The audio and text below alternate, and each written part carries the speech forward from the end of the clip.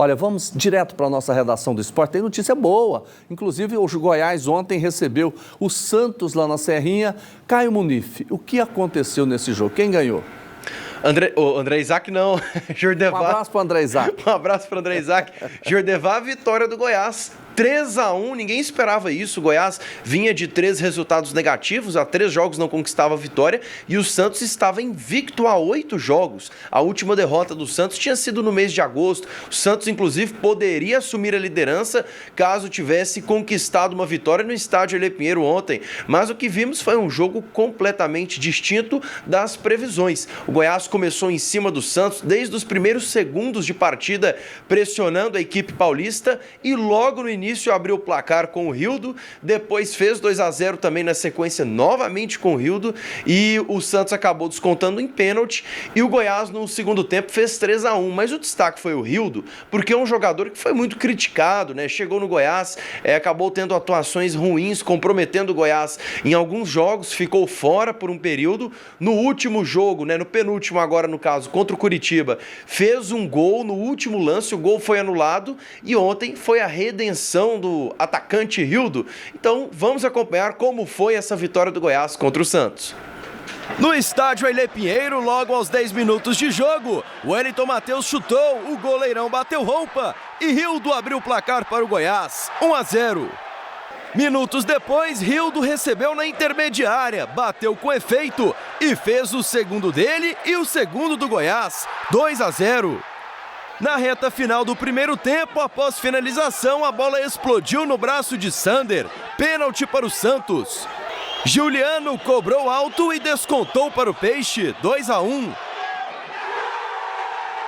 E já no segundo tempo, o Wellington Matheus passou pela defesa, bateu seco e o goleiro aceitou para fechar a conta e sacramentar a vitória esmeraldina. Goiás 3, Santos 1. Saber que foi uma vitória fundamental para quem quer se aproximar do G4, para readquirir a confiança, já que seria, né, o jogo véspera do clássico, mas acima de tudo a gente tem que ter calma e saber que ainda tem muita coisa, muita água a passar embaixo da ponte.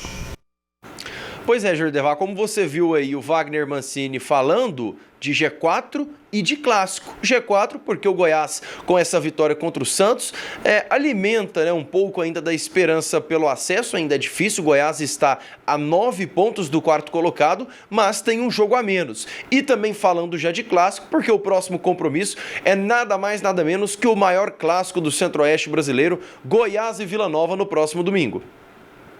Tá certo. Ô, Caio, deixa eu te perguntar um negócio aí. O jogo contra o Vila é na Serrinha, né? Isso. Tem aquela história que o Vila não ganha fora de casa, né? Infelizmente.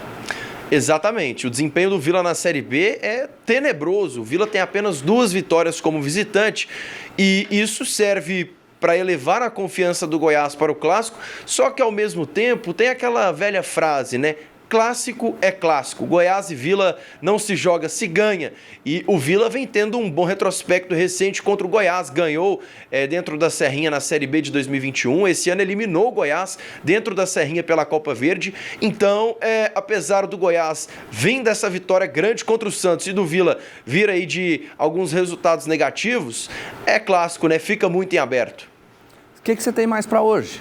Jordevar, só lembrando que quinta-feira, essa semana, temos seleção brasileira, né? Tanto amanhã como na própria quinta-feira, nós vamos atualizar aí situações da seleção, jogo fora de casa contra o Chile. Tá certo, e a situação não tá nada boa para a seleção, né? Nem um pouco, Jordevar. Tá certo, mais alguma coisa, cara? Por hoje é só.